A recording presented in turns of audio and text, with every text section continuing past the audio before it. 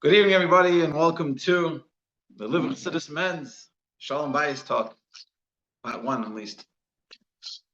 Thank you very much for joining, and I hope this will mamish change your Shalom Bayis life. Shalom Bayis is something that is always good. Hopefully, it's always good, and it can always be better. And with this class, I'm going to show you some tips. And even if you listen to this, you're not married, there's a lot of just interpersonal relationships that really helps. I wanted to put a little bit of a shout out. I have this beautiful book. It looks probably backwards, but it's called Kodesh Slid that my wife put together, wrote up. The basics of marriage, Shalom Bayis, and Taras Mishpacha.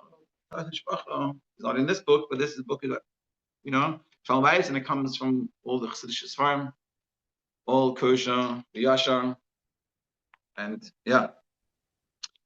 With that, we should begin. Okay. And of course, maybe everyone can ask questions that's pertinent. Me, after we have more of like a schmooze, and after when the recording's not over, and yeah, and everyone can talk the real stuff. Anyway, okay, so there's a lot of books out there, and you could sort of actually say, like we had a discussion a few days ago, we had a talk about finances. So we're talking about different books.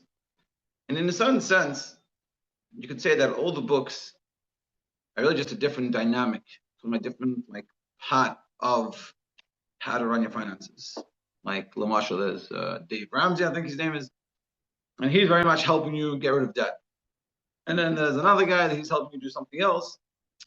They're all sort of getting around things, around the issue. There's different aspects of it, and a lot of the books will have that. One of the most beautiful books that they've reprinted is Eternal Joy. It's a lot of letters from the Rebbe, and it's beautiful. It's beautiful stuff, and I'd love to make a chabrusa for Reagan every week and read some of these letters just for Reagan out what it means and learn about it and understand the perspective. But the problem is, when you're young, you don't get it. When you're older, you don't have the time.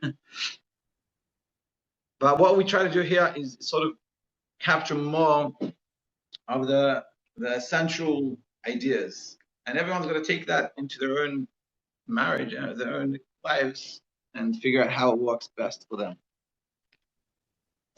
Like how to apply to the situation. And this also, like I said before, besides the first, it also expresses itself in relationships.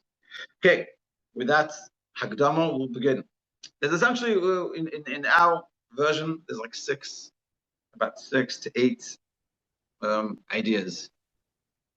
We'll talk, instead of going through them more quickly, which I had originally thought of doing, better quality versus quantity. So we'll come out with something. It won't take so long, but we'll get some good take-home stuff. Okay, so the first thing, and also, you might hear things that sound so obvious. You're like, I don't know why you even tell me this. I think that just to remind yourself that Baruch Hashem, it's obvious, because these things are not always obvious for everyone. So just have that in mind and appreciate. I think one of the most important things of marriage is appreciating what you do have. So the first thing in marriage, when a person is getting married, become engaged, and really more so when you're actually married, is this concept of once. It says, under the chuppah, you become reunited. And the Zohar says that before you're married, it's so interesting that before you're married, you're doing mitzvahs for your other half. So you're both sort of completing. So to speak, a man is putting on tefillin and is helping his wife fulfill the mitzvah of putting tefillin. She's lighting Shabbos candles and helping him fulfill the mitzvah of Shabbos. Whatever that means in a halachic perspective, I don't know, but realizing that when we're getting married, especially you get married to new people, you don't know who they are yet. You haven't really got to know each other. Some people think in the Goyish world, it's like you have to know the person before you get married. So here, how you marry someone else, you don't really know. So if you think about it from the Torah perspective, once you're under the chuppah with this person, this is your other half of your soul. So this is the person I'm meant to be with. There's no shilas. Do I know the person? Do I understand them? That's what I'll figure out. But if I understand this concept and I internalize it and I believe it properly, so then I just found the right person for me. Now let me find, figure that out. So oneness is a very important point. You have, first of all, you have the two halves of common soul, like it says from the book of the Edifice. It says in heaven, each soul is divided into two, which is what we were talking about before. One half is placed in the male body, and the other half in the female. At a wedding, we rejoice that the divided soul become reunited. So the celebration of the wedding, someone told me recently, he's like when in the Goyish world, what are you celebrating in marriage? You're celebrating that we've been together and we're celebrating that togetherness. Like that we've been together and now we're like celebrating that. And so there's a stress, but the stress is like just of how the wedding day will work, not the stress of like, is this the right person? Whereas in Torah, the celebration is not this person that I've known for so long. Or you could say it in a different term. You're celebrating the reunification of that person we got separated at birth. So it's like a deeper level. But the celebration is really this reuniting, this etzem, this unity. It's also the potential of Ein Sof, having kids and infinity that's happening over here. And that's really and I was going to talk. It's a very important thing to have in the back of your mind constantly, because knowing this, you're meant to have. So the goal is to, so to speak, have a oneness to come out of this. Oneness in all ways. The goal is to create a oneness in the thought process, emotions, and goals. We accomplish this through communication. Communication allows us to understand a perspective different than our own. It gives us the ability to begin to join and connect with another person. When we understand each other's perspectives, we benefit from each other. So once we understand that we're really one, but of course, in a practical sense, you get married, it's how you move from being a bacha or whatever, a single person, into living with someone else. And it's a lot of changes, and there's a lot of these differences, and suddenly you're realizing like, whoa, this is so interesting, and I don't know how to do this. So if you come with the perspective of oneness, that you have that this is my half of my soul, so then it's not like there's me and there's you, and I don't understand why you do these things, and that level of separateness sort of goes away. You know what I mean? It's a way you approach a situation. If you approach a situation that there's me and there's you, we're separate, so then it becomes very, very difficult and conflicted, and it's just hard to like deal with. Whereas when you come and say, "Hey, we are one," b'etzem, we just let's figure these things out. So it also goes learning how the person thinks. If you're two separate people, it's like my way of thinking, it's your way of thinking. But if you're one, or you're trying to be one, and you're working on that, so then there's like what's the correct way of thinking? What's the Avish's way? What's Torah's way of seeing things? And bringing yourself together in that way. One of the things that it's a good thing to have is like you can ask yourself, I want to do what the Torah says. So if you have any situation that your wife thinks a certain way and you think a different way, you can just say to yourselves, well, what would be the Torah perspective? Sometimes it's clear, sometimes it's not clear. But if it's not clear and you're trying to be one, so you say, hey, how do you see this? Like, how do you understand this? And then you say, yeah, so you listen, you understand that. It's interesting. That's how I understand it. And you can come to this way, but like the medium, healthy path. And the longer you get married, and that's sort of the beauty of Jewish marriage, the longer you go, the more you work on these types of things, the closer you become. And the more you understand each other, and you build that closeness. It's like I think the Rebbe said that in the beginning of marriage is like a candle with a little wick. And the longer you're married, the more wax you add to it. It becomes bigger and stronger, and it can last stronger. And the more you do this, and the more you come with this perspective, it's not who's this person, let me see if this is going to work, I'm not sure, let me figure it out, I don't know, let me give it a chance or not give it a chance.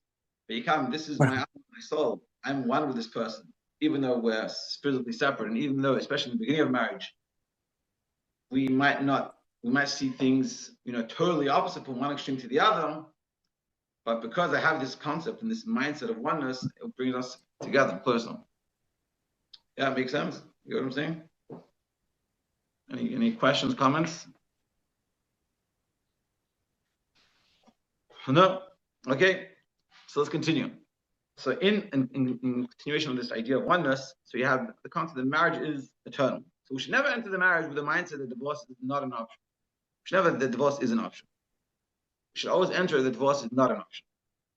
Meaning, of course, there's specific and strict cases that divorce is actually a very good thing. But in general, the way we approach it should come from perspective of I'm in it for the long run. And the simple idea. So this is one of the examples I said in the beginning that it might sound very obvious, but it's not very obvious to everyone. And especially nowadays and age, people are exposed to so many things. The erosion that it does to a person when they're second guessing the whole institution that they're in, it makes life very difficult. To deal with life and saying, I don't know, all the time, it's not healthy. Think about a simple example. You go to work. Imagine if you go every day, you go to work, say, I don't know if I want to be here. How difficult does it make the work environment, and how unhealthy is it? Now, if it's a case of something that's severe, like abuse or something that's very bad, it's a different discussion. We're not talking about that. That's it. That's all for a talk on Zoom, YouTube.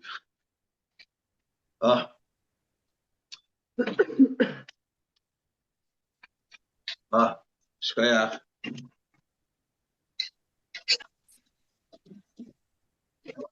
All the good stuff is coming. You're missing all the good stuff.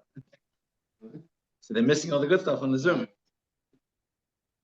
So if you come with that perspective, it's going to make life so much difficult. Meaning, even if it is technically an option, if you can just come and just say, put it aside. Say, I'm going to give it a chance. 6 months, a year. I'm going to put myself totally into it. I'm set. It will make such a difference in your whole perspective. It will make such a difference in the way you approach everything. Now, this mindset will carry through some challenges throughout your marriage and will help you turn toward your spouse, not away. Exactly. If this is the person I'm going to be living my life with, I turn to them and I say, "Hey, I have this issue."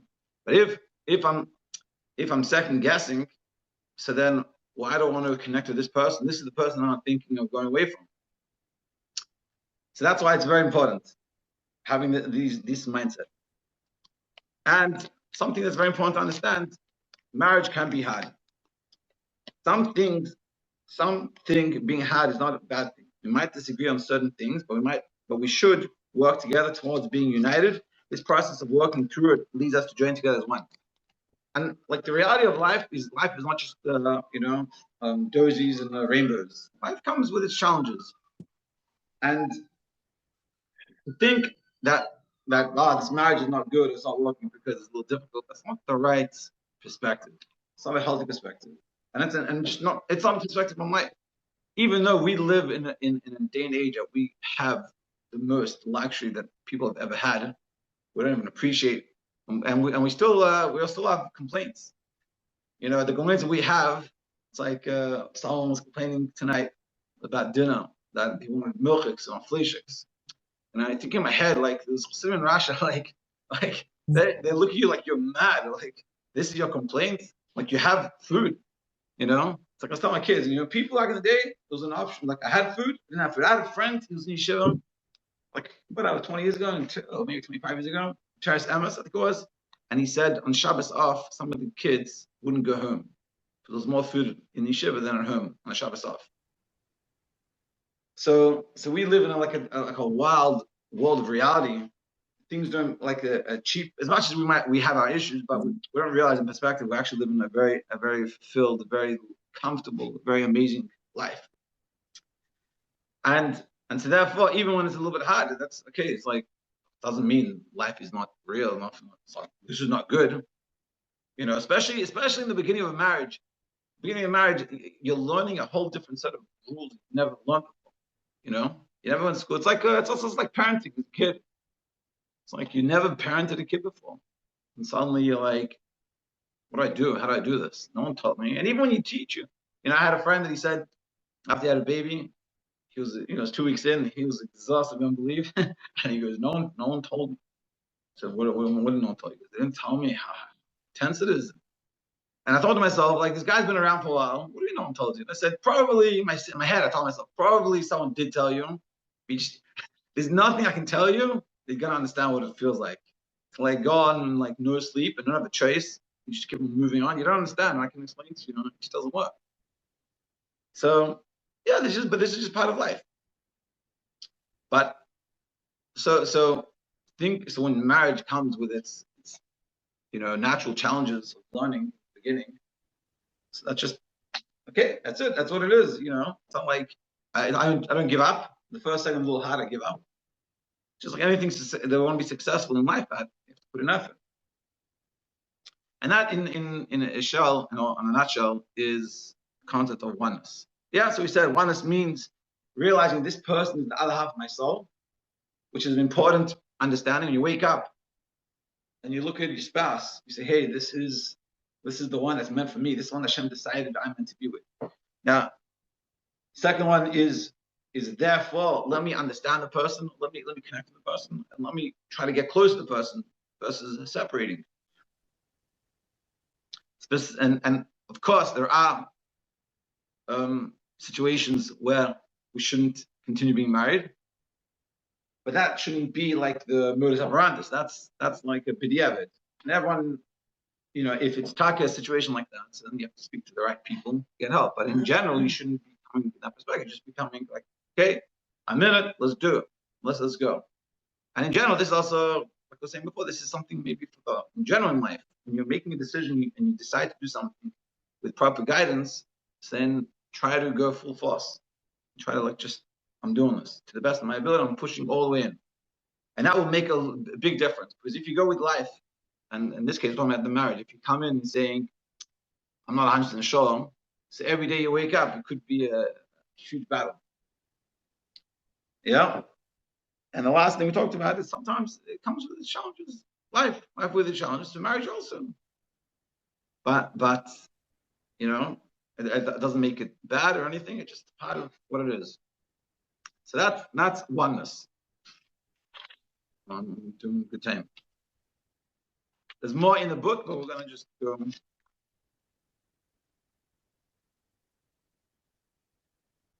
Yeah. Whatever. Yeah.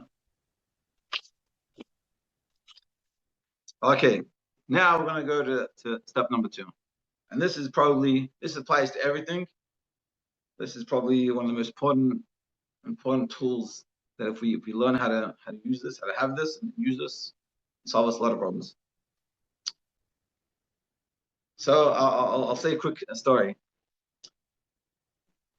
So in general, first of all, when you talk about Shalom Bayis, you don't want to share personal things. It's not a healthy thing. It's not the right thing. But this one I think is fine because we've shared this before. When I was newly married, my wife and I, we moved to a place called Maristan. And my wife, we literally came with suitcases, like 2 suitcases. That's all we had. We actually came from Eretz Yisrael. It's a whole different story. And we moved into an apartment. We got a Kale apartment, and essentially there was like nothing in there. We had nothing. We didn't have pots and pans. There was one mattress, I think, and a guy that was there, he had an extra mattress. He gave us. So we had 2 mattresses, some scooters that were left over, and much nothing. And we also didn't have much money making. I was a Bach in Yeshiva before that. My wife was in seminary. During the dating, during engagement stage, we walked a little bit. It wasn't much. We had no clue what we were doing, whatever. We were a little crazy. So we went to Walmart to buy things. We partially had nothing. We didn't have a fork and a knife and a plate. So we went to Walmart to buy some things. One thing that was happening that was meant to be in like a few days, maybe a week from then, 10 Yard, they said they wouldn't give anything to us because we're not living in New York. But then they said there was a person that parents passed away or something, can have all this furniture, so they'll give it to us. Which I actually have some of that furniture still today, funnily enough. But we just for a good week had nothing. So we went to Walmart to buy some stuff. So my wife and I went in, and we partially we don't have much money, also you want to save. You don't know we don't know if she's gonna get a job, where she's gonna get a job, and we went in and we said, okay, we're just gonna go get the essentials. That's what we said. We're gonna get the essentials. So my wife went to buy some food essentials, and I went to buy some cleaning supply. I'm not exactly sure. how we figured this all out. But I went to wear like a mop, broom, like washing detergent, these random things. And we met up. She went to buy, I remember it was like wraps, rice, eggs, beans, I made a few other things, and some plates, literally some plates, forks, a pan. And when we come to meet up again, and especially in the beginning of marriage, you don't want to normally talk.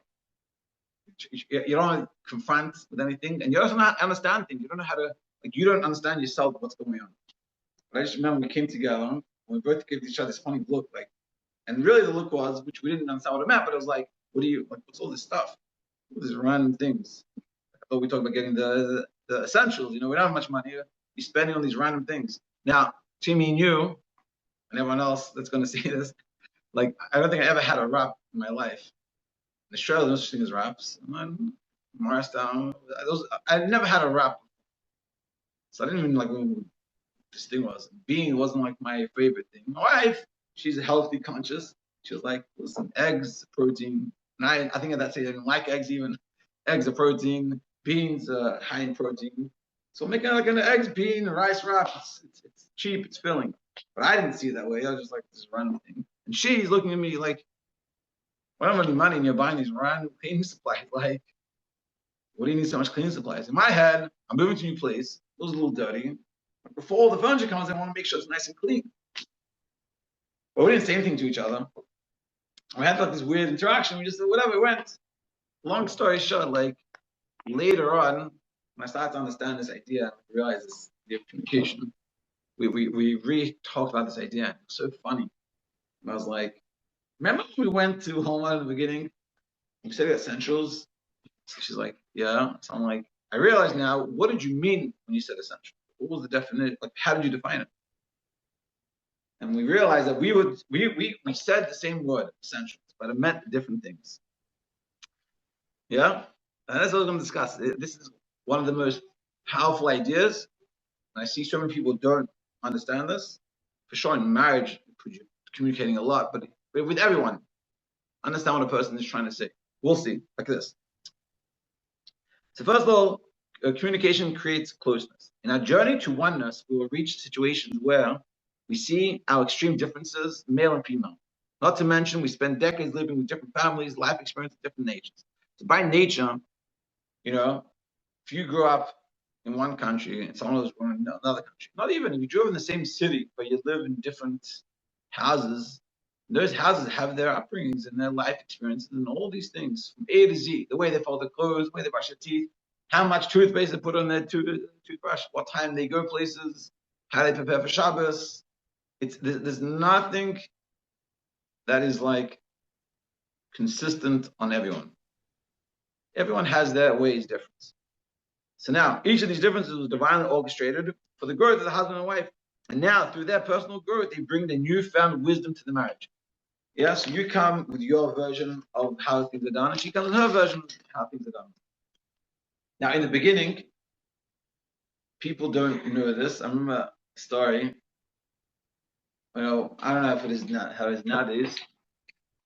But I remember back in the day, one of the things was when you're getting married, especially if you're like from the just out of yeshiva or you're still in yeshiva, the idea was you don't want to become a balabas. You want to stay Siddish like you were in yeshiva. That's like the guy's goal. I'm not sure to what level it is. Welcome. And for girls, it's a very different. Getting married is a whole different experience. It's not about like just staying from where you were. It's like you're becoming, you're giving yourself up for this person, and this person hopefully is going to be the breadwinner for your house, and you're going to have kids. You have to grow up with these kids, and you're going to have kids inside of you. You have to wear a shaitel, and then like 2 showers candles, the whole world is changing. When we're getting married, for men, it's very, very external.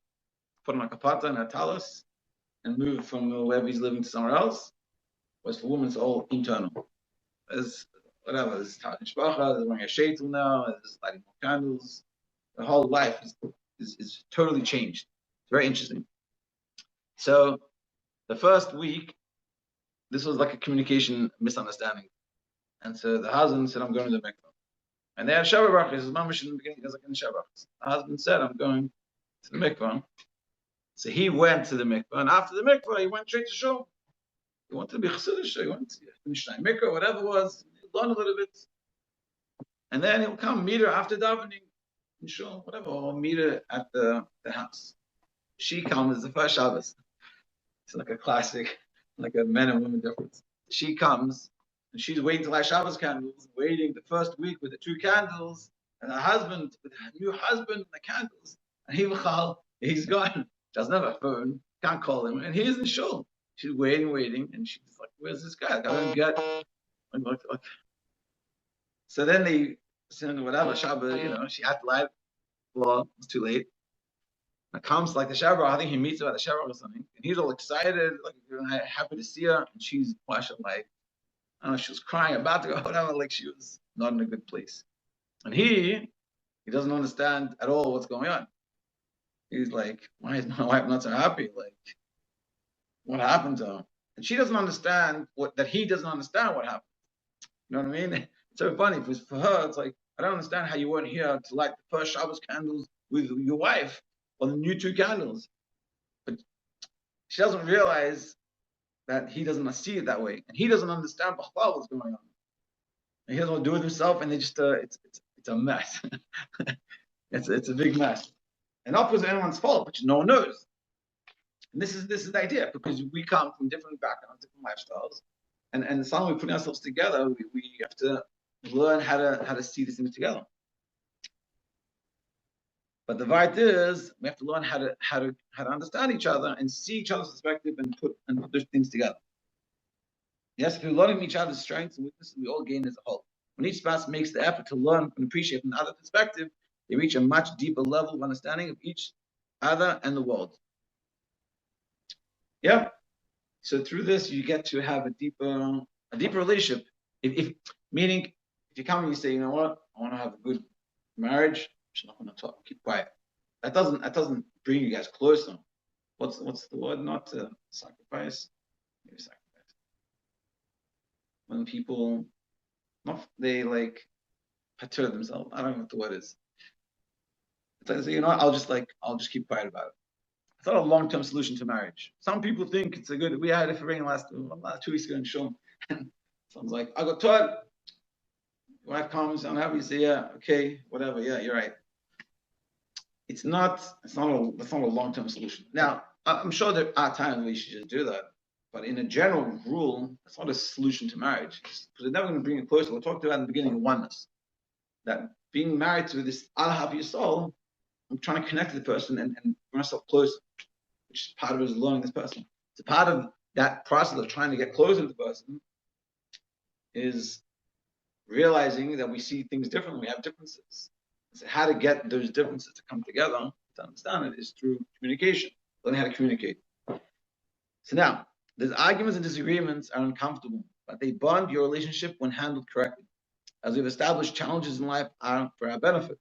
And this type of challenge serves to connect our marriage by showing us an area where we can learn from each other.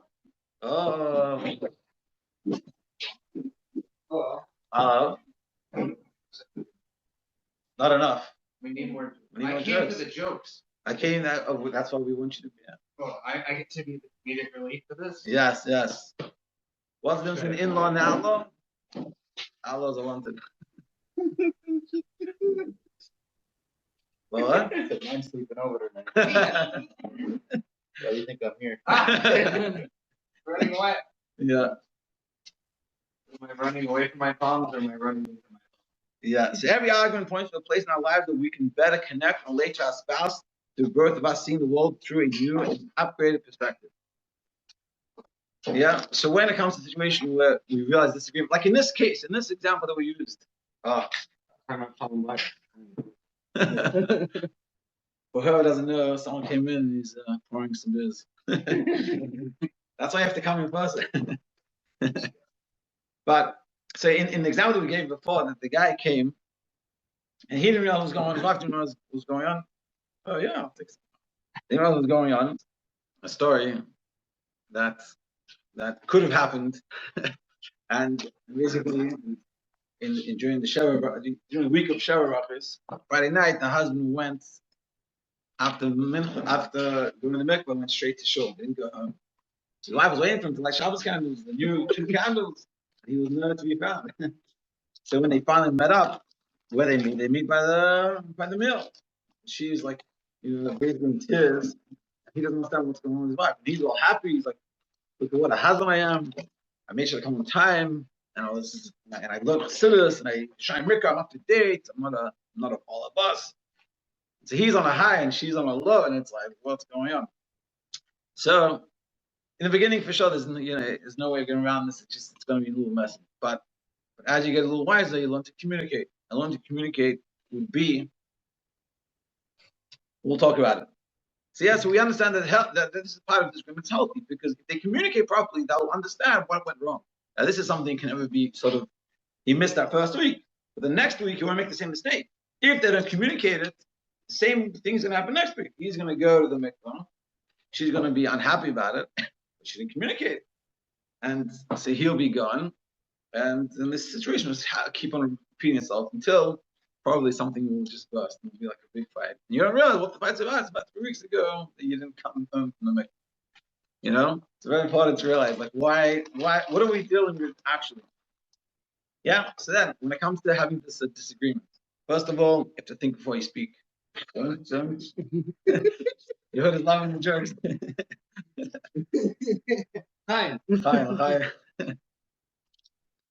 But it sounds funny a little bit, but it meaning, like, ask yourself, is this going to be understood? Like, yeah. So it's thinking while you speak. Be sensitive to your spouse. Take a moment to think about how the listener will receive this comment. When you're speaking, and this is for everybody, whether you're married or not. When you're speaking, you have to think to yourself, what am I trying to message? I'm trying to give to the person, or the person receive. It's like a teacher. A good teacher thinks about the student and what the student can get, and how the student can understand it. He just like teaches what it says without thinking about the student's not going to get anything. Well, like how you know what he's getting. So too, when you're speaking, it's like, let's say in that case, we use that example of the wife being unhappy about him not coming. So if she's not sensitive, or if they're not sensitive, he'll come and say, "Whoa, lady, what's your issue?" That's not a nice way of saying it. Or she would be like, "So selfish." And again, it's not. Now, yeah, it's not a good way of saying it. What would be a better way of doing it? We'll get to that. We'll just continue reading. We'll get to it. So the question was asked that, like, so we're talking about learning how to communicate. But what happens if you communicate and then sort of you get it? So she gives it to you over the head. In our case, we were men. So it's a good point. And this is what we're going to talk about: learning how to communicate in a way that it's not attackive and we don't get attacked back, or learning how to explain, like, for the purpose of communicating. The first step, this is how the Holy See it works. First step is oneness. We're trying to become one. So if we have that hanacha, so I'm talking to you not because I want to vent on my frustration in you and what you did, but I'm trying to make ourselves come closer and be more aligned. So then, and learning how to communicate that in a proper way, in a better way, it shouldn't cause a negative reaction. And then you can sort of come to a nicer place. Meaning, essentially, you want to be able to, the goal is we want to be able to communicate how we feel, and other person understand that, and they could communicate how they feel, and you both come to a nice place of like, hey, I get now what you're saying. Now, person, I get what you're saying. So, in the example that we can use, the example of the husband and wife that he went straight to the mikvah and he didn't come home. The wife was very unhappy. So, the healthy way of communicating is he would see his wife in this situation and say, wife, is everything okay? Like, yeah, you seem a little unhappy. Is everything okay? So let's say they're all good and they know how to communicate. Although if they did, they wouldn't be having this issue. But so let's say they know how to communicate. So he would say, hey, is everything okay? You look like you're bothering him. Let's say they have some time to talk about it. So she would say, actually, there's something that's bothering me. It's like, yeah, well, what happened? She's like, I was expecting you're going to come home after the mikvah to see me light Shabbos candles for the first time with the 2 candles. I love those expectations.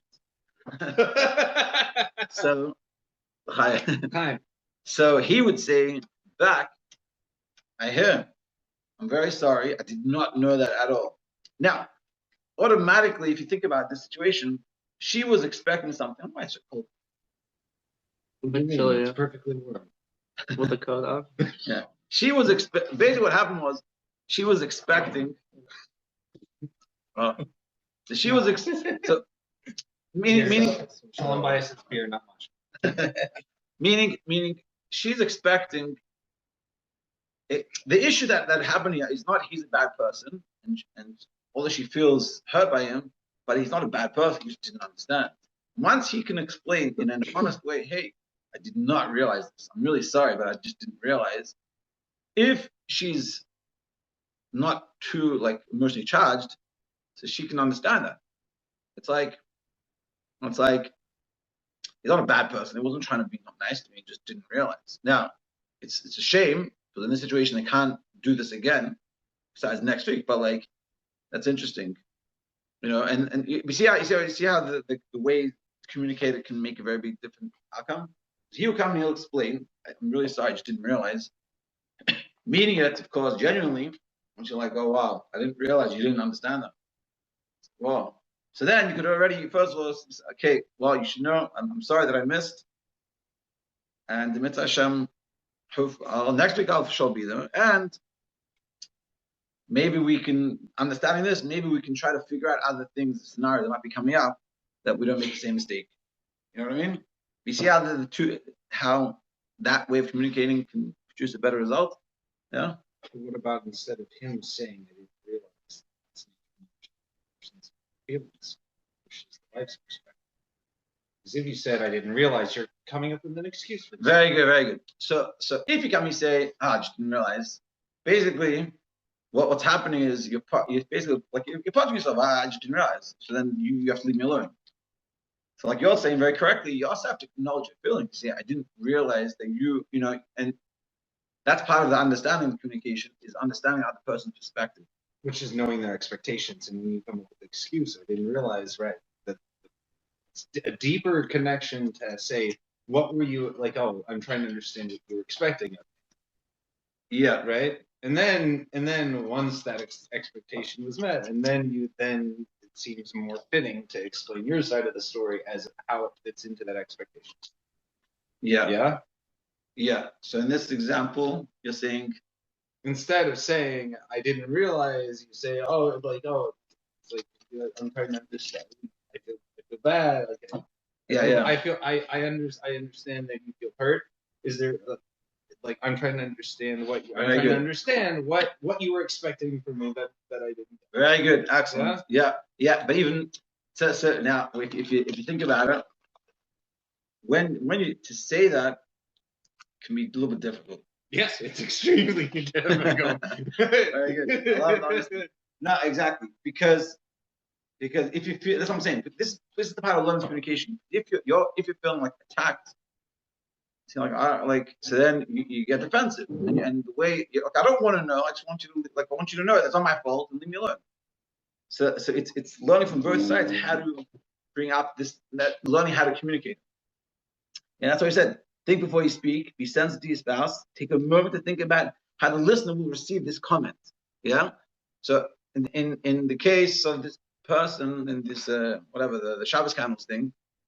So if they're married for a long time, they have these communication skills. So she would come to him and say, "Hey, honey, can I speak to you for a second? I want to talk about something important." So he would be already prepared a little bit. She'd say, "Listen, I just wanted to share something. I want you to understand something. I thought, if she's in a healthy place, should I say, maybe I assumed incorrectly, but I thought assuming for sure is a bad idea. That I thought it was a little bit obvious that you'd come for my first light in the Shabbos candles." And so being good communications, he would say, "Wow, thank you for telling me. I appreciate you letting me know about it because I did not know about this at all." But you have to understand, if you're in a healthy place, it diffuses everything in many ways. Because now I can't be angry, at this person, because the person wasn't trying to spy me and be nasty, which is how it feels. The person just didn't know. And then the person said, "Wow, I didn't realize. I'm really sorry." And if he really means it, So then she feels really understood. That's the biggest thing in communication, just feeling understood. Yeah? We'll continue. It is common attacking the listener and hurting his or her feelings. Yeah, when we're speaking, we have to find out. Think to ourselves, am I saying something? Am I attacking? Am I pulling out the whip? And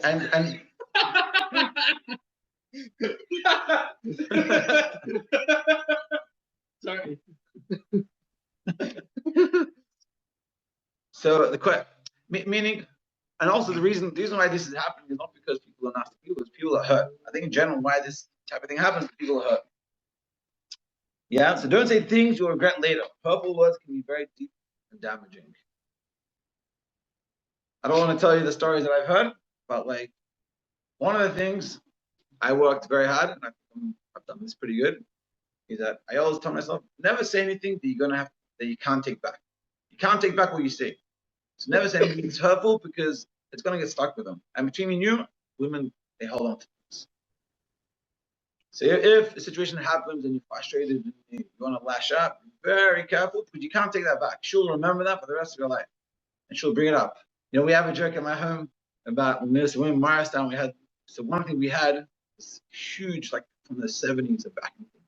Maybe when we got some of the furniture, we got a vacuum. It was kind of all one of these big old ones, like the big bag.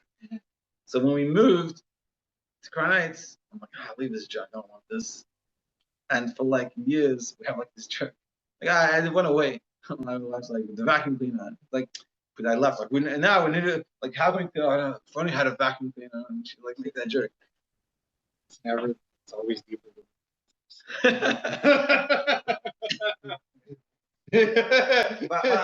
but that's just to start my joke. But in all seriousness, so it's being very careful when you're in that moment.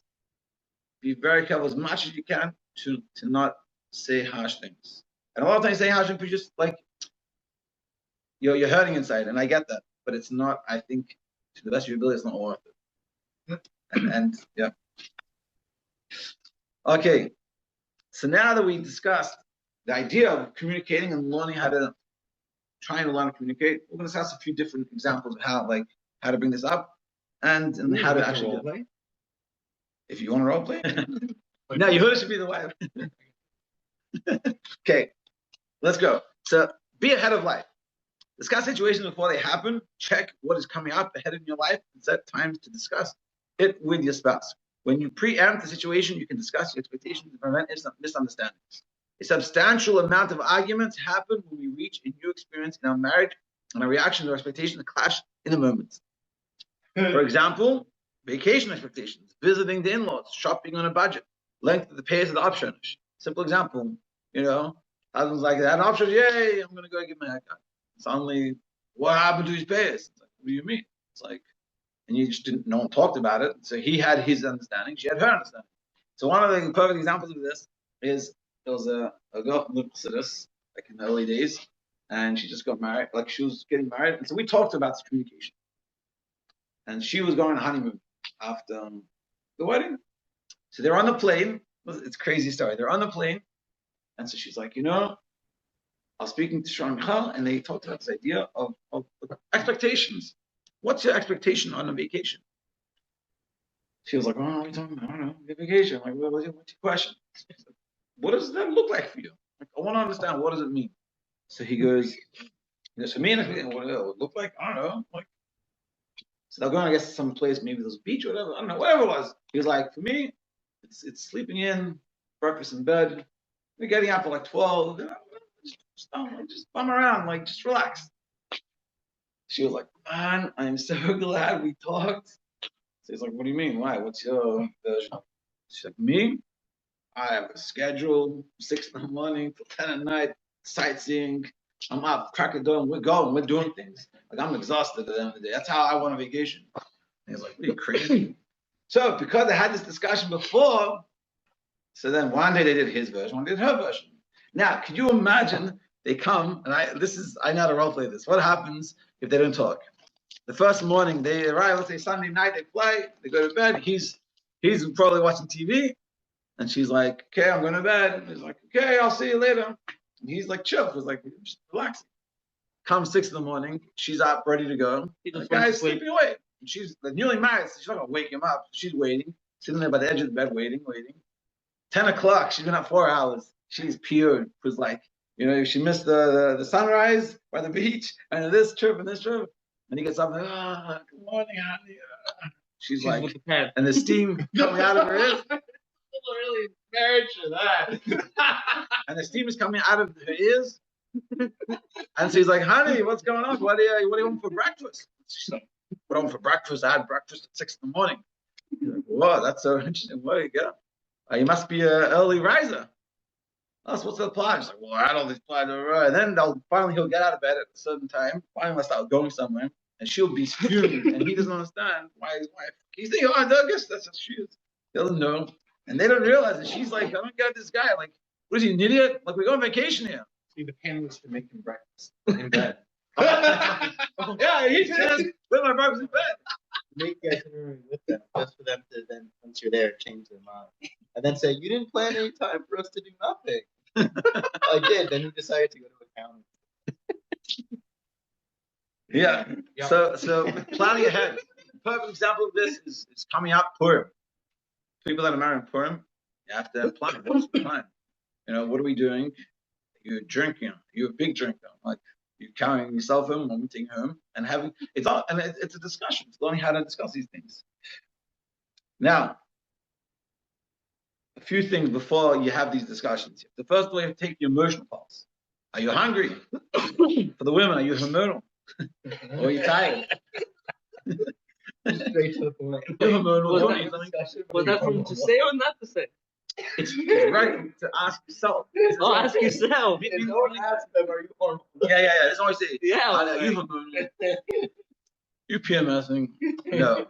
But what we're saying is, what and this is something that if you pay attention to, and I've noticed when I got married, what an effect it has on what you eat, on eating.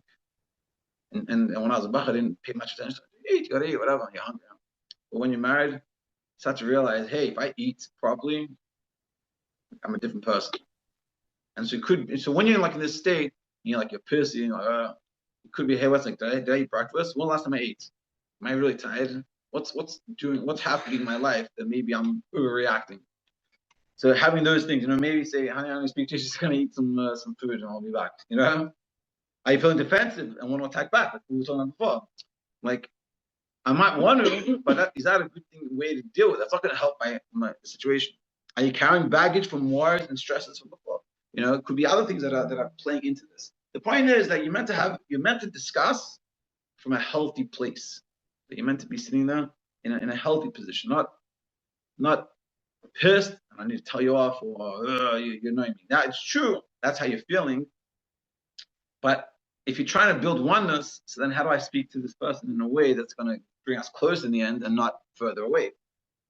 Yeah? The last thing, and then we're going to have some role playing. Be considerate. Yeah. Be considerate. As hard as it may be, please put yourself in your spouse's shoes and try to think of it from their perspective. This is the most powerful thing. This is for everyone. It's not like I have to do with marriage. Marriage is just, but it's your spouse, but with anyone. And I'll tell you a cool story about this. Ask him or her their outlook. Then validate the other person's point and concerns first. Be genuine and on lip service. Deliver your viewpoint and concerns. Share perspective without being mean. In an ideal and generally normal relationship, we should know and feel that our spouse does not have ill intentions towards us. Yeah? So there's a lot of things here. First of all, so when we're speaking, when I'm learning to listen, so I'm listening. I'm speaking, I'm trying to think of it how they're feeling about what I'm saying. It's like, let's say an example, your wife asks you to do the dishes. Or whatever, like do cooking. Let's say she cooks every night and she asks you to cook that night. So and whatever reason you're not in the mood, you can't do it, whatever. So you can come and say, I'm really sorry, but I can't do it tonight. Or you can say, what am I, the maid? Now that's like you're just saying what you think in your head, but that's a dumb thing to say, because basically what you're saying is your wife's the maid. She's not gonna like that. But you have to understand like what you're saying. So that's why you have to think before you speak. Like, what am I saying? Like, how's this being received? in ideal and generally normal, yeah. So yeah. Ask him or her their outlook, then validate the other person's points and concerns first. So when your wife told you something, best thing you can do, and this is all relationships, is validate their feelings, what they say. Be genuine, not lip service, live your viewpoints and concerns. Yeah, so a perfect example of this. I was speaking once to a couple, older couple, and they were talking about some piece of furniture they had. It was like an old piece of furniture that wasn't really working the way it was supposed to. The husband wanted to get rid of it. Let's say it was a couch, and let's say it was a couch pulled out, like one of those, what loves, what they call it? Recliners. Yeah, the Recliners. recliners. And let's say the recliner wasn't working, and so the husband's like, the recliner is shvachimais, I'm gonna get rid of it. Time for it to go. And his wife, she was like, I don't want to get rid of him. So they had a whole powwow about this. And so I spoke to them about it. So I said, what's going on? Like, what's the issue? So he was like, well, it's like it's time to go. It's old. It's not working. So I said, okay, what's your story? What's going on here? So she was like, this was the first piece of furniture we got to buy. Like, we moved to a different country. Pasha had nothing. This was like everything else was probably hand-me-downs, whatever. Like, we bought it with our own money. Like, so I said, okay, so good, perfect, I understood. Now I've done this for many years. I learned this, and it's like life-changing. So I said, so no, you speak to each other and understand each other. So I said, no, what did she say? Understand what she said. So she was like, she's saying that this old couch that's like doesn't really work, but she still wants to keep it. And I was like, Nothing's changed. What? Nothing's changed. Exactly. You know what she said. And it was over Zoom, so I could see both of them, and I saw he was talking and she was like this. Like, she wasn't trying to on purpose, like it was, you could tell that was her emotional how she was feeling. And I understood that he didn't get what she was saying. Because for him, it's like, I have this piece of junk in my house that's taking up space and I want to get rid of it. Totally valid. But that's what she was saying. So I said, let me try. So I said, this couch is the first piece of furniture you ever got when you keep. Like, you finally pay with everything. It's so sentimental, it means so much to you. Yeah, you know it doesn't work, but you don't keep it here because it works. Keep it here because it means something. It's like when I established myself. She was like, exactly. You see, he gets it. Wow, that's a lovely statement to say. Yeah. Which might be taken as an attack. Yeah, but the point is, You see, he gets me. Yes. yeah, exactly. Yeah, it's a lot of issues. But the point is, but if he's able, everyone's missing action. Pay me $60. I'm sorry, pay me $150 and I can't. Thank you very much. But if he would understand her, what would happen? She would appreciate it. She'd get it. And either they would keep it because it's sentimental and he would understand why it's there. Or they get rid of it, but she understands it, like, oh, I don't need this now. But because they didn't know how to communicate it, so it's there. It's bothering him because it's there. And it's constantly like, it's probably one of those things, like you just like, I'll just show you some comments. Look at the couch over there. And there's often he would probably comment about the couch, and she's like, and it's a point of contention. Whereas when they understand each other, he can understand where she's coming from. Because once you explain it that way, he gets it. He's like, I get it. I really like. So for him, it stops bothering him that the couch doesn't lean back the way it's meant to. Because I don't have it here because it leans back. I have it here because means something to my wife. You see how much they've built, how close they become from this. Whereas if they don't communicate, like they don't understand that, you just separate it. You know what I'm saying? Doesn't solve the problem. 100% solves the problem. They're keeping the couch, throwing it away. It's their decision. But the reason why the couch would be there is because he understands how much it means to her. So she'll be happy to have it there. And she'll want to throw it away because he wants to throw it away. And then you have indecision. So that they'll just no, it's not even decision. We're not there yet. No, Not there yet. We're Fine holding decision. it to 3 times. Yeah. 3 flights away or 3 fights away? So I'm on one floor, she's on the other. Or you carry the problem. The reason why the couch hasn't been removed is because there's 3 flights and it's a walk up. But halavai, first of all, halavai, that would be the situation. And at that point, that would come to an easy decide. And it was no, you have to keep it because you want it. No, I have to check it out because you want it. You know, what I mean? We're gonna keep the couch and we're gonna hire someone to come fix it, and then both of the problems have been solved. Yeah, exactly. Yeah. Yeah. Exactly. Very good. What's the gas, no? We're cooking. There's no gas. No, I'm just. Over Man. something. Could be far outside. Yeah, outside. Anyway, go. Whatever. So let's so again, just to finish the last bit, there's a lot of good stuff in here. Be genuine, not lip service. So when you're understanding the other person, genuine, not lip service. Oh, that's Meaning- so hard to do both of those at the same time. It's impossible. What does it mean, lip service? Say things you don't mean. Oh. Or don't say things you don't mean, but at the same time, it's better to say things and not mean them than to wait until you mean them. Okay. It's complicated. It's not a complicated set. That's not a complicated. That's not a Lip simple service, like, sentence. making them feel better. in Lip the service moment, is to get through the completely moment. fine It doesn't actually fix anything. You kind of want. as long as you've thought about it before you said it. I You never don't heard even of have to be the genuine. expression. I don't know if you don't have to be genuine. You try. Look, so, yeah, I love it. He's good. The vibe is like this. He knows to and likes to analyze things. You ever heard him say a mimer? I have. It's amazing. It is amazing. That is true. He chooses We're his in the words scala carefully. of relationships. It's a very it's a schwer Sache to be in the scala of relationships because thinking about it's fine. Practicing it is much. Very good. Ooh, lip service. So lip service means you say it, but you don't mean it. Yeah, I never. Never heard of it. Okay, so it's meaning to come and say that whole situation with the couch. If he comes and he says, "Okay, so I know that you want," it's not going to achieve anything. Right. So you have to mean it. Now, as Ehud is saying very correctly, in that case, we're on the Bayis end. It doesn't really bother us in the situation. But when it's something that bothers you, that you're connected to, and like, let's say you came late to something, and your wife is unhappy that you were late, and she's right, you were late. Or like, whatever, you don't care, but you didn't want to go to the thing anyway, whatever it was.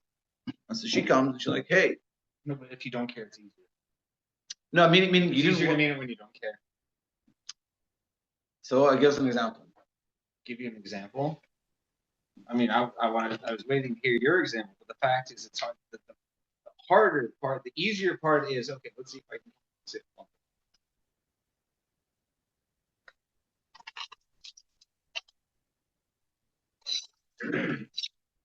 I'll tell you. This is. Whoop. I got excited. When, let's say, whatever, I'm a little bit different case, but like talking about something. Let's say you're talking about. I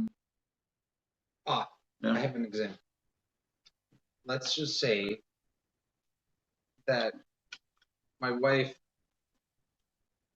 was at the groceries and she bought me a very nice chocolate baked good or something like that. Yeah. And she brought it home as a surprise. I brought you home something special. And the deeper part of it is she's expressing it's an expression of she cares for you that happens to be via this physical object. Yeah. And say, for example, I don't have a sweet tooth. Really? Sweet, especially early on in the marriage, right? This is a good example. Early in the marriage, she does I'm like, I really don't have a sweet tooth. Also, I prefer vanilla over chocolate. But But the fact is, so I really couldn't care less. But She went to the obviously, store. She hates going to the supermarket just to get you something special. right, Yeah. it means something to her, but it doesn't mean something to me. So therefore, lip service is perfectly fine because I'm not invested other than the lip service of showing thanks for the fact that she was thinking about But one second. So I don't know if everyone can hear. So we'll just to give you that example. Imagine, it's a good example. That's a good idea. Imagine, okay, I'll tell you what. Yeah. After we'll talk about my own examples. But imagine a wife goes to the supermarket and buys, let's say, like a Danish, chocolate Danish for her husband. Newly married, they don't know each other so well. She buys this chocolate Danish. She comes home to bring to him. It's beautiful. Love the chocolate Danish. It's price. Hey, honey, look what I brought you. And she just gives him, doesn't explain because she doesn't understand how to explain everything. And he gets, but in his head, he doesn't have a sweet tooth, and he doesn't even like chocolate. He likes vanilla. So this guy over here is saying, so you say thank you, but it's your lips, so you don't have to really mean it. Yeah? At least at the bit. I mean, this is before you know each other. It's like because she's being thoughtful, but simultaneously she's not. She thinks she's being considerate, but the fact is she's not being considerate at the same time because she doesn't know you. But that's when she's being not Or considerate. she She just doesn't know. She doesn't know yet. Yeah. So let's say we put ourselves. So now, if we put ourselves into that scenario, but we are wise, could we do it without lip service? Like do Yes, it generally? we could do it out of without lip service in a genuine way because we understand that it's an expression that she cares for us, and that's why I said it was like there's different levels. The deeper level is she cares for me, and therefore I appreciate it and genuinely can say. But the fact is sometimes we can be distracted. Obviously, this is like a pretty vanilla case of I could be distracted by the fact is like, well, that's not what I like. But it's a very selfish. So when you're selfish, I mean, like when you're selfish, when you're selfish, then lip service is perfectly fine, even if it can't be genuine, as long as you're not fibbing it. There's a difference between genuine lip service and saying it in a way that's so obviously the opposite of what you mean.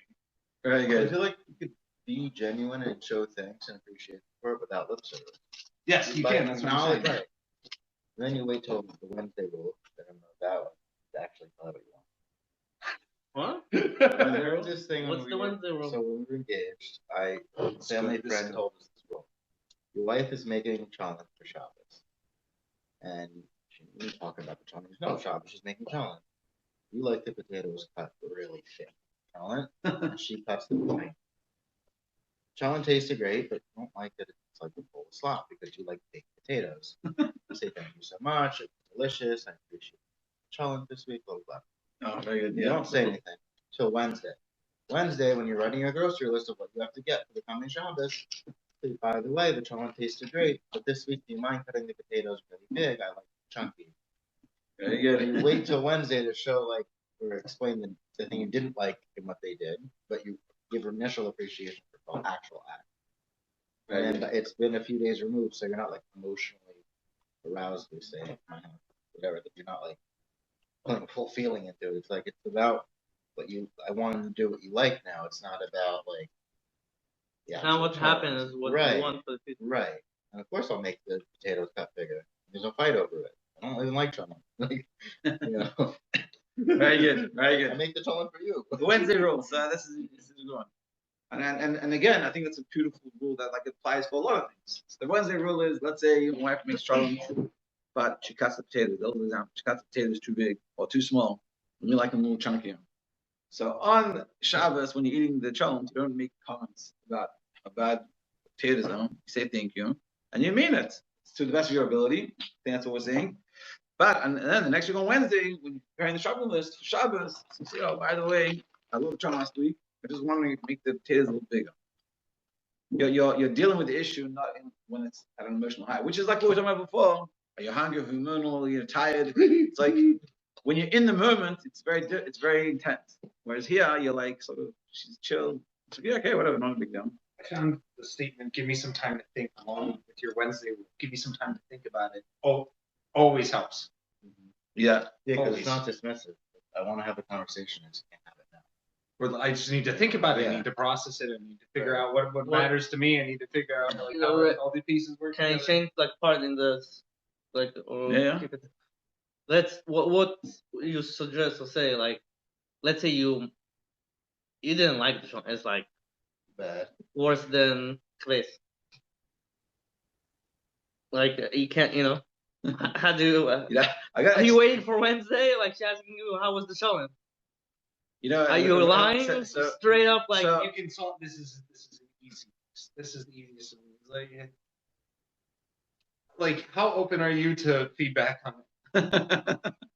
Or you Because if she says I'm not open to feedback, then you don't say anything. Yeah, And if she exactly. says I'm open to feedback, then now in the she has to moment- admit that she's open to feedback, But in and the therefore moment- she's more receptive to the feedback you're going to give and be like, I really. Yeah, but if they say they're open to feedback and it's still the moment of eating the chalent, never give feedback. It's not the right time. Just say thank you for the effort you put into making the chalent. You can I really always start with appreciate that. it. Always start with that. And then you just pick at it. And then a few days later, you bring up maybe we could try some different spices. This also depends on. I think this is also a case by case. Some people Yeah. are more receptive than others. Yeah, Depends exactly. on- yeah. It's okay, it's okay. But all the theories everyone's saying is very good. wait, I'm curious what he said. Let's say you're eating cholent now, right? Yeah, and the And chalent she's- is burnt and disgusting, and it's super spicy. Yeah, and you just don't like it. Whatever. My wife is, What my wife she's is asking you Dutch. at the meal. Yeah. Do you like the cholent? I would just say it's not my favorite.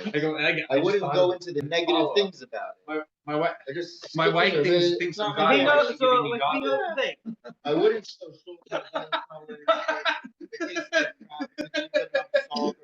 We can use that. Not I my just thought favorite. And then she'll say, well, what kind of challenge do you like? Oh, I like it with, sausage in it, not, flanken or whatever. Or you say, hey, can I make the chocolate next week? That's No, I was like, hey, yeah, well, I mean, if you want to go that route, that's not bad, because the fact is you're willing to make it yourself also shows, like, yes, it does imply things, but the fact is that you're willing to make it yourself also shows that you're willing to put in the effort to be like, hey, how about next week I try to make it, and you can let me know what you think about the way that I make it. Because, like, You gotta know your spouse. But you have to be careful. It's difficult. It's not. Yeah. She understands what's going on, so she'll be nitpicky on your challenge. Yeah. Whoa, And then you say, I guess we like different challenges, so let's just not make challenge, or make two challenges, or get the two Shalom Bayis challenge, like no, put 2 bags. in the Shalom challenge. Bayis. Shalom Bayis. We're renaming this year Shalom Bayis. Shalom Bayis. Or you get 2 Shalom bags, and then you each make your own Shalom Exactly. in the same Shalom. We did chili. So, Anyway. but all these are good ideas. But again, so what we're saying is we're talking about communicating in like a situation. So the first thing is when we're communicating a situation, we have to recognize I want to communicate. Where are we going? What do you say? We left it up. Oh, really? Wow. We have beers in the fridge. There's more in the fridge, I think. I keep them outside cold. Colder. So the communication should do this a weekly thing. Yeah. Why not? To get a challenge, What? The challenge spirit. A weekly Shalom Bayis year. No, just a weekly challenge Bayis. Anyway. Oh, along with the you had to read It's good. the letters. The Shalom from Bayis that, topic brings up the comedians. the safer. All the mentioned kids at the just beginning. come out. Yeah. And what was The the Rebbe's letters, yeah. About Yeah. Eternal joy. Yeah, that was Shalom Bayis. This exactly. Eternal joy as shidduch. I can read shidduch. Everyone can come. Yeah, it's very interesting. So just to sound what we're talking about, Chaim, that. So first of all, when it comes to a situation, we have to learn that there's a way to communicate this issue, not just lash out or just hold it in. And there's a way how I communicate. And that is some time to think of like what's going on, and make sure I'm not trying to lash out at the other person. even though I could have been hurt from the other person, whether they, and assuming they didn't mean to, that's what it says here. We should know. Who wrote this? My wife. Ooh. We should know and feel that our spouse does not have ill Started in intentions. Morristown, by the way. That's wrong. What? No, she started writing it when you were. No. I'm joking. That's not good in Morristown. We should know and feel that our spouse does not have ill intentions towards us. That's the hanachim. So when something happens, when we do something bad, or someone did something bad to our spouse, if we come like and we're hurt, but if we think to ourselves, hey, they don't mean to hurt me, so you're already like you dumb down. As you were saying before about you said, are you willing to hear some critique? So once they say yes, it's already dumbing you down. Say to him, if you think to yourself, hey, they're not trying to hurt me, even though I feel hurt by this, I'm not trying to. So then I already approach it with a level down. And then when you have the conversation, it's like, hey, like, I want to talk to you about it in a nice way. But the most important thing in this conversation is when you start to speak is you say, I'm willing to listen, let me know, like tell me. So when they speak, what you need to do, and this is like this is for every deep relationship, you talk a little bit, you say, let me see if I understood you. And then you repeat what they said in your own words. And that will help the communication go so much better, because when you, first of all, this is, if you want to talk about in terms of this is bitter. This is like another way of seeing this is you look at the Rebbe's letters, and you see this all the time. You look at the Rebbe's letters, a lot of the time the Rebbe will start his letter and apply it to the letter dated this and this, in which you write about. The Rebbe will give you like a summary in like 1-2 lines of what the person's letter is about. What he's doing is he's saying, this is how I understood your letter. Now, I guess the Rebbe clearly understood it, but he's showing you, I understood what you were saying. And based off that knowledge, because if you come, let's say this case of the argument with the couch, if it's like, hey, so the guy goes, hey, I want to get rid of this couch. So then she was like, I want to get rid of the couch. And they get into an argument. If they don't explain things, so they're never going to come together on this discussion. It's never going to like, hey, but if he comes and says, hey, I hear you, and this couch is very sentimental to you, and it really means something to you. You know what? I was thinking, like you maybe we should try to get someone to come and fix it so it actually work. So then we'll all have. Because he's like, it's a piece of junk anyway. But now that he understands, that comes through understanding each other in the communication. So someone has to speak, and the other person has to listen. It's like they talk about being a chazer, like being able to memorize the sikhs. They said you had to sort of clear your mind and not process. I think Yossi Jackson says that one time the Rebbe said a schmuck idea. He loved it. He was like, he started like salivating over it, and he realized that he wasn't listening anymore because he was thinking. And they say to be a chayzi, you had to just listen, not think. So you didn't know. So they say you didn't know. So Simon Jackson does this thing with people that he goes, read this page and write down notes yourself. This is basically what we did. So just like see how much you can get. So he said once time he did it with a professor, and he read the professor's notes. The professor's notes were so different. And so the professor said, I'm arguing. So clearly he's not listening. The whole purpose is to listen. So when you're having this discussion, if it's a discussion between you and a spouse or you and a friend, a lot of times it's about you. But you have to be able to put yourself aside and listen and hear the person from that perspective. Sometimes it could be about you. Hopefully they're saying it in a nice way. If they're being nasty to you about it, so that's a different, you have to be extremely respectful when you speak to me. But remember, the personal communication is to bring ourselves closer. And like in those examples we gave, we communicate it right, we'll understand each other more, we'll approach things better, and for the future will be better. Like an example in the beginning of the Shabbos candles, if we communicate it well this time, so the next week he will come. If she argues with him and says, I don't know why I married you. It's not going to be good. Yeah, exactly. The meal at that first Shabbos. Wow. That wouldn't be good. And B, while hosting goodness. While hosting, yeah. B. These kids were stop overhead. But the problem is, it can happen next week, the same thing. Because he doesn't understand. He's never been explained. And yeah, so I'd love to do a role play. So my wife did this. There was a discussion about something, and so they're like, hey, you know what? Role play this out. There's two girls having different opinions and saying that you listen and understand them. You just understand them. So we did this. We had a Shabbaton last year with married ladies. And so we had talked about this idea. So we role played, my wife and I, about camp. No, it was very intense. Ooh. In the sense because our experiences of camp definitions are very different.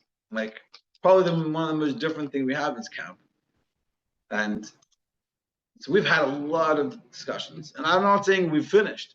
Because the beauty of this, when you do it right, you make the other person feel like $1 million.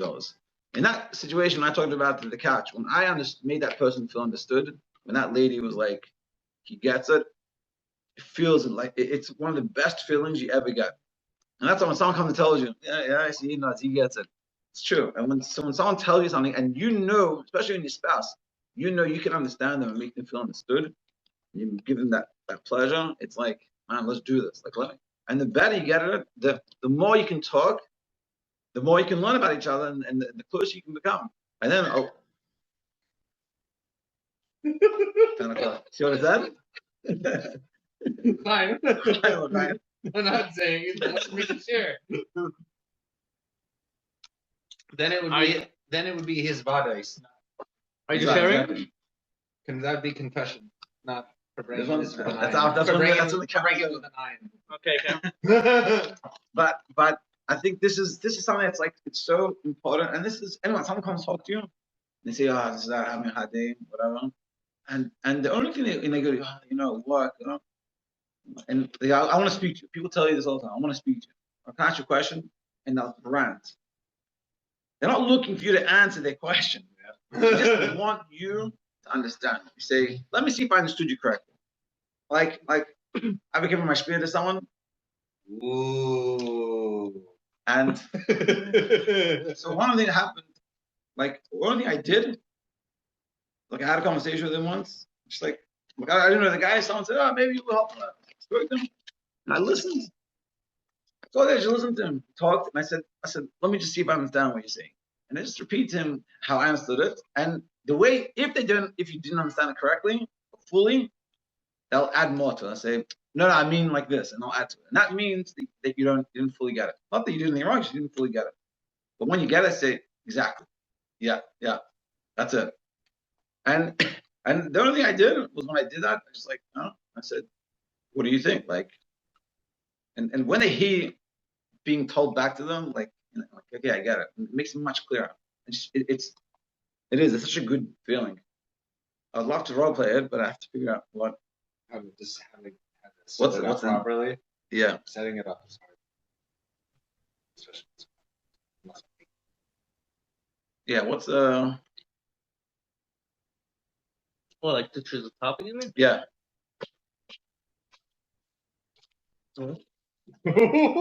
What's the topic that you're interested in?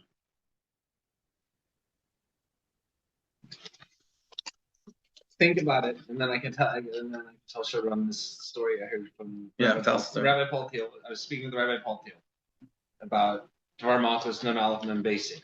Oh yeah.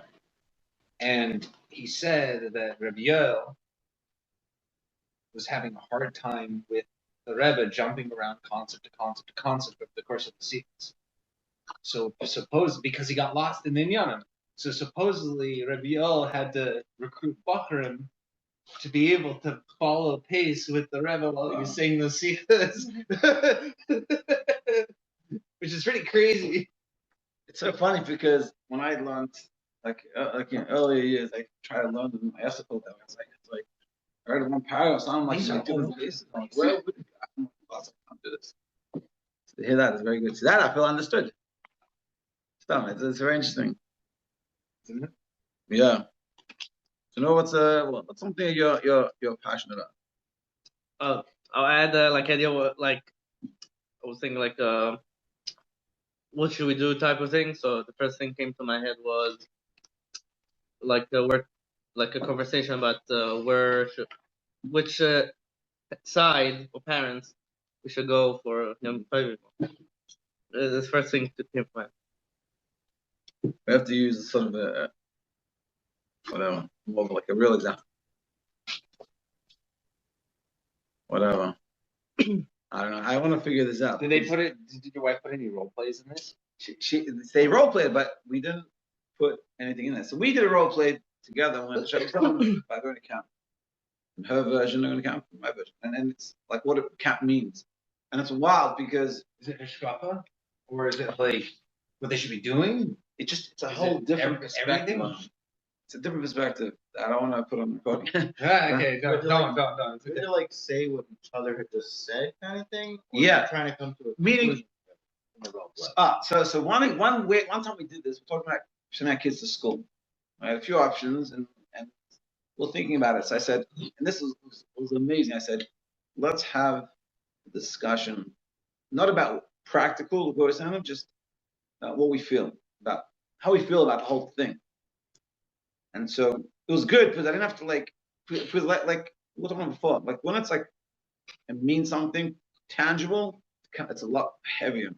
So I said, let's not worry about that. Let's just discuss how we feel. Like what's going in your head and what's going in my head. And then when we get that clear, then we can figure out the next stage. We did that. And it was amazing. It was one of the most enjoyable experiences. Because I explained like my understanding of this school and about Shiva and Aliteia and this and why, and my experiences, because, you have your life experience. And my life experiences of going to school are very different than my wife's. She went to different schools. Everything's very different. And so I talked about my issues. She understood me. Meaning she just repeated what I said in her words, showing that she understood it. And I knew she understood it because you feel it. And if she didn't fully understand it, I would say, no, I mean this and this. Then she got it. And then she did it. Then I did it to her. I listened and just repeated. And once we understood each other where we're coming from, we felt so much more relaxed. And then the decision was a very quick decision. It's like, yeah, I get this. So let's do this. But if you don't have the conversation, there's so much going on in your head before the conversations happen. So you're not talking really the same language at all. It's like take a simple example, anything you want to talk about. Siddish, you're dating. I hate, you see on profile, someone that speaks Siddish. What does that mean? What does that mean for you? One person Siddish means guy davens 3 times a day. One guy Siddish means he shows Park and Rambam and he goes with Tzayim every Friday. People want an open house. What does it mean an open house? Some people open house is like, I have 30 guests. Some open house is Shlomo Moshe Rabashkin, the person in the bedroom. Literally. Yeah. Yeah. But the part is, it's not that. It's also important to realize you're not trying to find the right answer. This is the right answer. Like who's right in this situation? The discussion is not about who's right or wrong.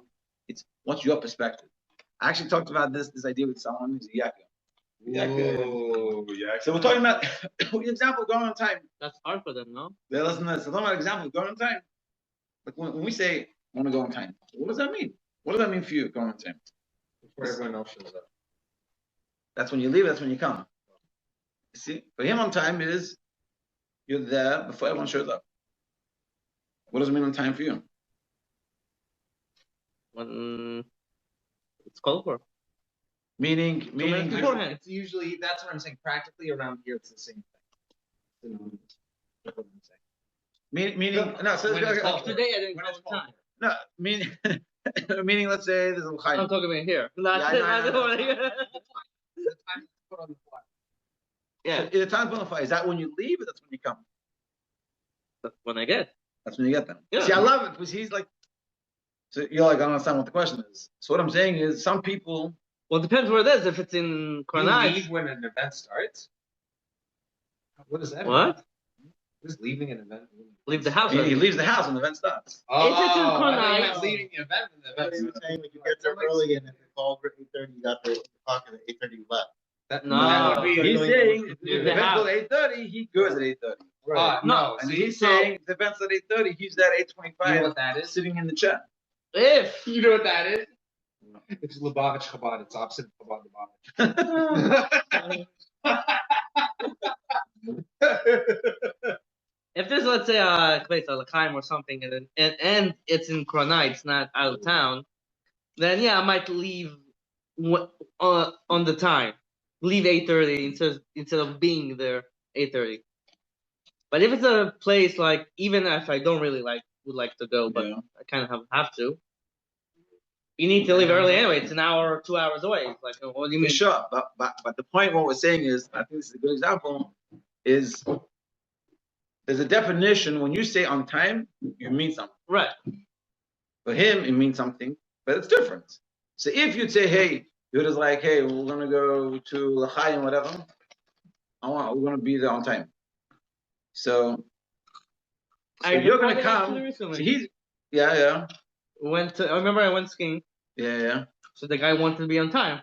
Oh. He wanted not just to be there when but start skiing. Oh, exactly. For me, I was okay on time, so we're gonna get there on time, and then we're gonna get the card, and then the equipment, get ready. Oh, enjoy. You are. Martha, who's behind? Moshe Lipschitz. Like Tzvi? What? Not Tzvi's son. No. Very nice. Shkaya for coming. Shkaya for whatever you brought. This is from Stella. Oh, very nice. Stella brought the mashka. Martha, who brought the chumash from Siddurim? That's Siddurim. Very nice. It's going. We're doing it. Shkaya. Have a good night. I think we're going to stop the recording and then the real stuff will start. Thank you everyone for joining. You're welcome. Thank you.